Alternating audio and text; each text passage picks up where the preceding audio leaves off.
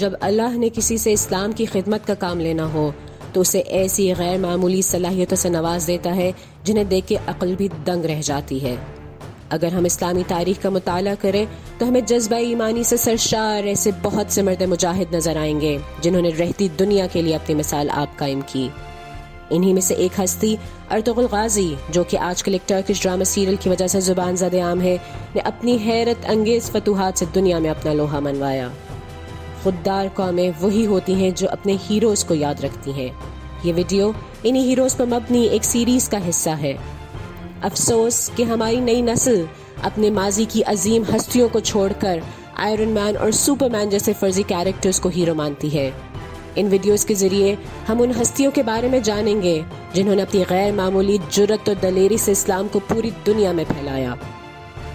وہ کیا خودآداد صلاحیتیں تھیں جو ایک عام آدمی کو اس مقام پر لے گئیں کہ اس کے بعد 600 سال اسلام کا جلال اور جمال قائم رہا؟ آئیے اسی کے بارے میں جانتے ہیں۔ 13ویں صدی عیسوی کے وسط میں مسلمانوں کی یہ حالت تھی کہ ایک طرف وہ صلیبیوں کے حملوں اور تخریب کاریوں کا شکار تھے تو دوسری طرف منگولوں نے چنگیز خان کی ظالمانہ قیادت میں تباہی مچا رکھی تھی، جس کی وجہ سے وہاں کے بہت سے قبیلوں کو اپنے علاقوں سے ہجرت کرنی پڑی۔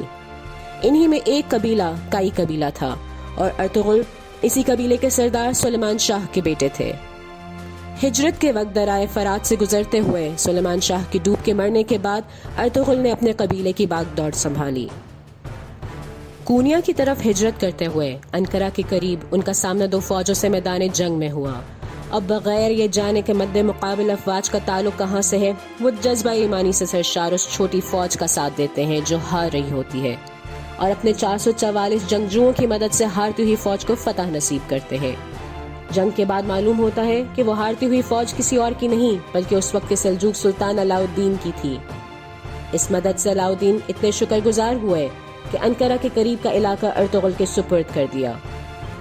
بہت ہی کم عرصے میں اپنی دلیری اور غیر معمولی قیادت سے متاثر کر کے سوگت کا علاقہ بھی ارطغرل کی زیر نگرانی میں آ گیا، جو بعد میں سلطنت عثمانیہ یعنی کہ آٹومن امپائر کا دارالحکومت بنا۔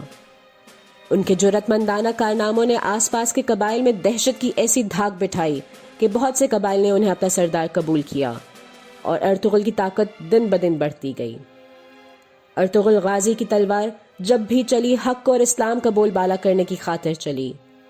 انہوں نے 90 سال کی عمر میں وفات پائی اور ان کے بعد ان کے چھوٹے بیٹے عثمان غازی نے فتوحات کا سلسلہ جاری رکھا اور 1299 میں سلطنت عثمانیہ کی بنیاد رکھی۔ اگر ہم تاریخ کا مطالعہ کریں تو ہمیں معلوم ہوتا ہے کہ سلطان محمد فاتح، جنہوں نے 1453 میں کنسٹانٹی نوپل فتح کیا اور رومن امپائر کے 1100 سالہ قبضے کا خاتمہ کیا، وہ بھی آپ ہی کے خاندان سے تھے۔ ہماری نیکسٹ ویڈیو اسلام کے اسی جانباز سپاہی پر ہے۔ ویڈیو دیکھنے کے لیے ہمارے چینل کو سبسکرائب کریں اور بیل آئیکن کو پریس کریں۔ شکریہ۔